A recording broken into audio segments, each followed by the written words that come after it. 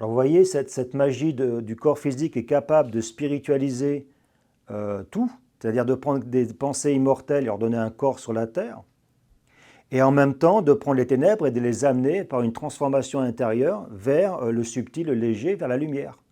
C'est pour ça que les forces ténébreuses ont voulu prendre le contrôle du corps physique. Et que quelque part, ils ont parlé de Gabriel, dans les religions mortes des hommes, ils ont parlé de Raphaël, ils ont parlé de Michael, mais ils n'ont jamais parlé d'Uriel. Pourquoi? Ils maîtrisaient les âmes en peine, les usurpateurs. Les religions des hommes, c'est lui qui les a créées. Vous voyez? Pour l'intérêt, parce qu'il maîtrisait ici. En maîtrisant ici, il maîtrisait ici. Dès qu'une école apparaissait, il pouvait avoir un petit peu de vie, et puis il volait après les êtres.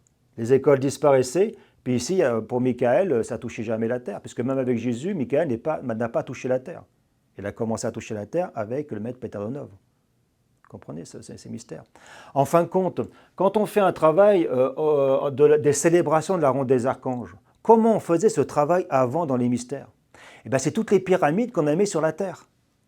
Partout, chez les Incas, en Égypte, partout, en Chine, partout, vous voyez qu'elles sont en train de se révéler à l'heure actuelle, à elles-mêmes. C'était ce travail de la ronde des archanges, où on travaillait les énergies de la Terre avec le cosmos. Maintenant, on le fait à travers la ronde des archanges. Vous voyez, c'est une montagne, c'est une pyramide de lumière. Et dans les masalas, on travaille la pyramide à l'intérieur du corps physique. C'est-à-dire que ce n'est plus un maître unique qui monte et le peuple reste dans la vallée. Il est toujours le veau d'or.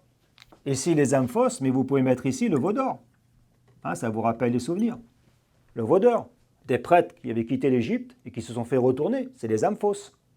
Alors que le maître était monté à la montagne. Donc il a donné une partie du savoir à des prêtres initiés, qui étaient à plus de 50%, et l'autre côté, sous forme de règles, qu'on a appelé la Torah, à ceux qui étaient le peuple, qui était ici, dans les amphos, mais qui étaient les âmes en chemin. Et certaines étaient passées en amphos. Il a dû les récupérer pour les ramener dans l'école. Donc on comprend ça, mieux comprendre notre histoire. Et là, bien sûr, dans les masalas, on travaille la pyramide à l'intérieur, ici. On commence à faire Boyarcé, c'est fait, la ronde des archanges, la masala ici. Et là, on se prépare à monter notre pyramide à l'intérieur. C'est-à-dire la capacité de se transformer, de sublimer toutes les forces, c'est-à-dire toutes les contre-vertus en vertus.